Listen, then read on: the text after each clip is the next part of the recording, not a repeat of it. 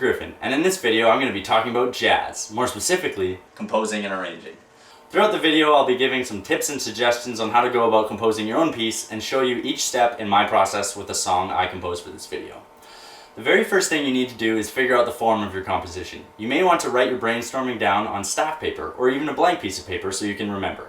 It may also be good to have a theme or story in mind to help with the growth of your composition, but it's totally up to you. Decide if your song sections will follow a repeating pattern such as AABA, AB, ABA, or ABC. I encourage you to remember that it's totally cool to add in an extra bar, beat, or even section if you think that the music will benefit from it. Intros, interludes, vamps, and solo sections with or without backgrounds are always nice additions to a basic lead sheet arrangement. In my song, the form will be ABA so that my story can have a familiar theme with a contrasting section in the middle. The next step is to figure out the time signature and the approximate speed. Unless you're an advanced musician, you will probably want to stick with 4/4, 3/4, 6/8, or 12/8 time. But it's totally up to you. Feel free to compose a song in 15/8. I just hope I'm not the one that has to sight read it. In my song, the time signature is 4/4 and it'll be roughly around 110 beats per minute because I want it to have a nice and flowing feel. The next step is to figure out your key signature and write your melody. Remember that you can always change the melody if you want it to fit a specific harmony choice you decide on later in the process. This is just a starting point. In my song, I chose B flat as the key center and only used the notes found in the B flat major scale to make up my melody. Give yourself restrictions too. Composing can be overwhelming if you are given no instructions other than to be creative. Guidelines will enable you to be creative and productive without unnecessary stress. Keep the melody within a key and only use the notes from that specific scale so that it's easier to contextualize with the harmony later on. There are 7 scales to choose from if you restrict yourself to modes of the Ionian major scale. A mode is a scale using the same notes but with a different starting point. For example, if you start a B flat major scale on the 2nd scale degree, a C, and play C to C using only the notes from the B flat major scale, get what is called a C Dorian minor scale. A scale based on a 3rd degree is called a Phrygian minor scale. Starting on the 4th gives you a Lydian major scale. Mixolydian dominant is when you start on the 5th. A scale starting on the 6th degree is called Aeolian minor, and finally the 7th degree scale is called Locrian. It's too complicated to explain for beginners at this point, so it's best for you to just avoid the chord entirely for now. You can still use the 7th scale degree as an alternate bass note for another chord. I'll explain how to utilize this technique later on in the video. Another 2 scales that you can use that contain only the notes within a major scale are the major and minor pentatonic scales. A pentatonic scale uses only 5 notes. These notes are the 1st, 2nd, 3rd, 5th, and 6th scale degrees for any major mode, whereas the minor modes only use the 1st, 3rd, 4th, 5th, and 7th.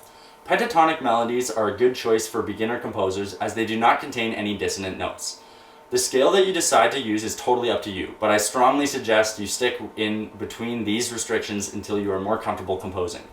If you want to pick a chromatic melody that uses notes from outside the major scale, you will have to know a lot about harmony and chord functions to effectively put harmony to your melody. It's just easier to leave out those chromatic notes for now. Melodies are made from a combination of intervals. An interval is the space between 2 notes. If you're following the restrictions I suggested, you will only use the intervals found within a major scale, which happen to be a lot of choices to be completely honest. Here are the interval choices restricted to intervals under an octave.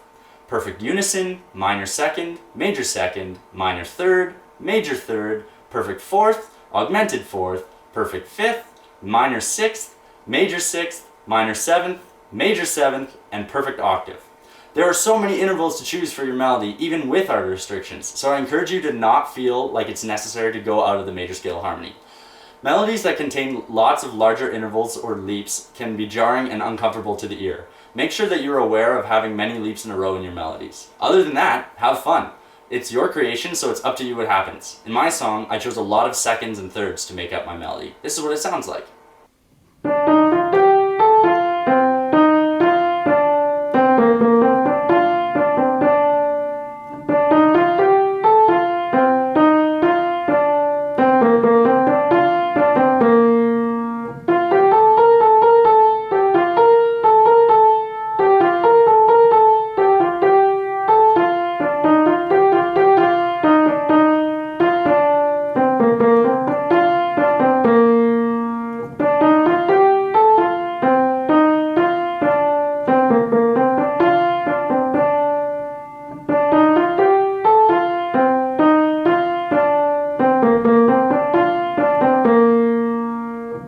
next step is to figure out your bass line. Your bass line does not have to be a fancy rhythmic pattern at this stage in the process. You can add in the rhythms later.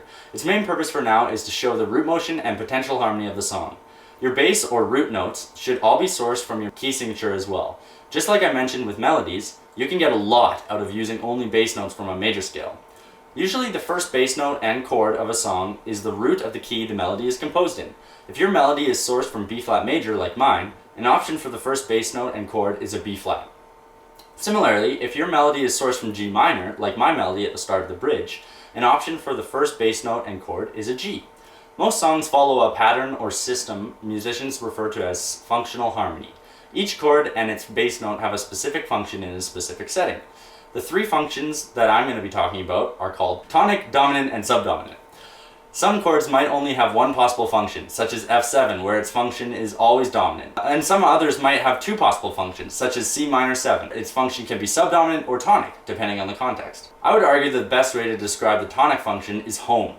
In B flat major harmony, B flat and G are the tonic notes because they are safe and your ear doesn't really desire the music to move. The dominant function is the opposite. Your ear really wants the music to move to a more comfortable sound that is less dissonant. In B flat major harmony, F has a dominant function as the ear wants the F to move to a B flat. A note or chord with a subdominant function is one that is less tense than a dominant chord but more tense than a tonic chord. Subdominant functioning chords often precede dominant chords. In B flat major harmony, C and E flat are the subdominant notes because the ear wants them to move to the dominant, F, and then to the tonic, B flat, or in some cases straight to the tonic. Your song does not have to change at all if you don't want it to. Your song could just stay in the tonic chord the whole time. Many pop songs follow this strategy.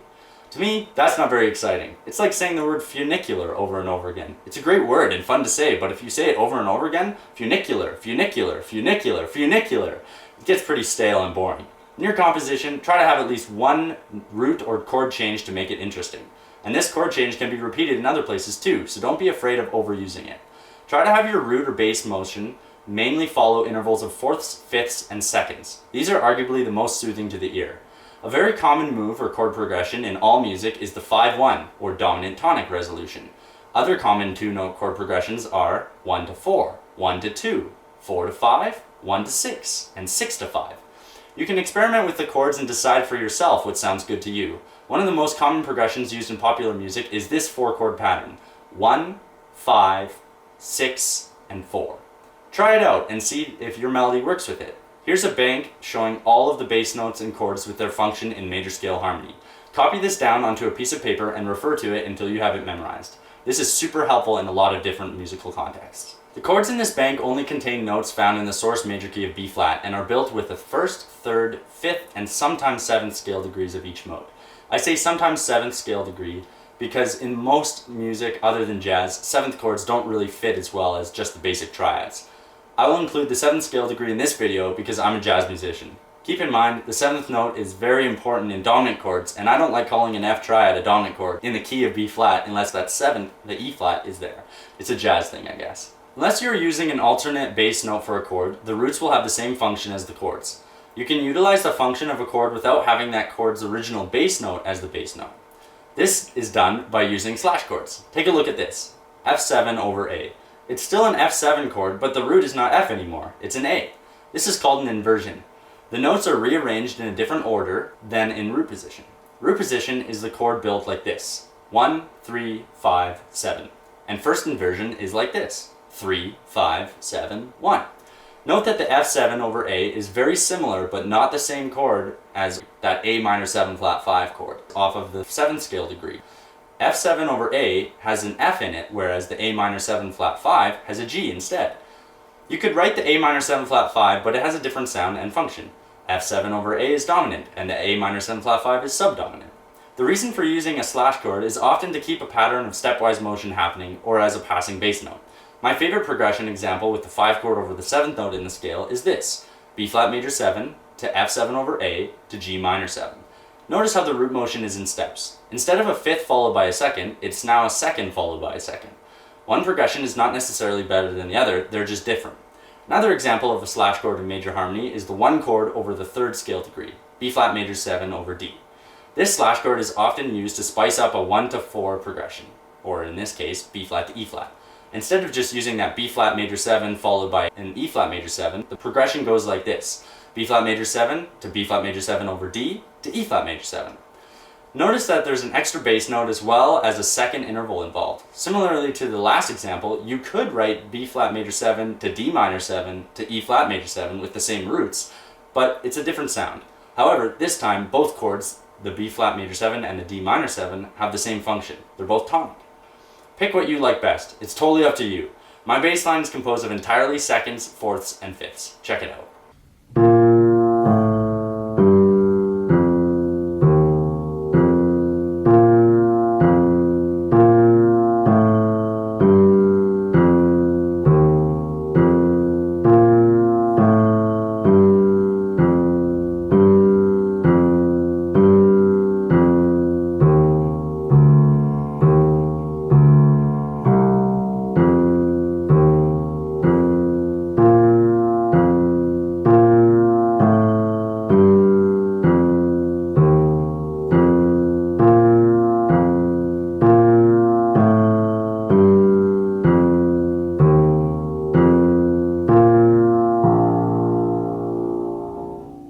The final step in my process is to figure out the harmony. Usually the bass notes will inform you of the harmony or chords to use for your song with the odd alternate bass line or slash chord.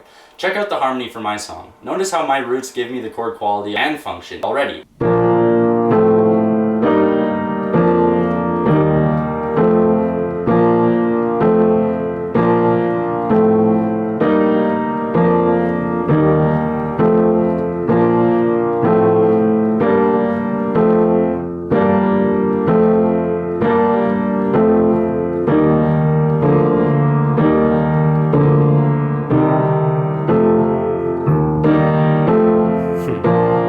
In my opinion, the trickiest part about writing a composition is harmony in unison rhythm with the melody, or counter melodies. A good way to understand counter melody is to take a class on counterpoint. Many people study counterpoint in university or college for years to fully get a grasp of all the rules. My quick tips for those of you in the beginning stage right now are: number 1, your melody should always be heard on top. The harmony line should stay at least a minor or major third below the melody. Otherwise, the melody may be drowned and or overpowered. Number 2, good harmony notes are often chord tones, 1, 3, 5, or 7 of the chords that you picked earlier, and are often a third, fourth, fifth, or sixth away from the melody. Remember, the harmony line should always be below the melody.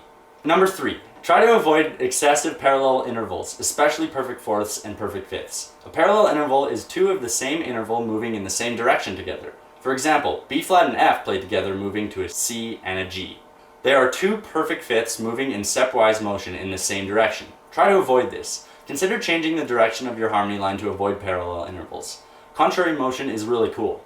Also, there's no problem with staying on the same note in the harmony line when the melody line moves and vice versa. Experiment for yourself and choose what sounds good to you. If you like the sound of it, then it's right. Here's a harmony line that I composed for my song in the bridge.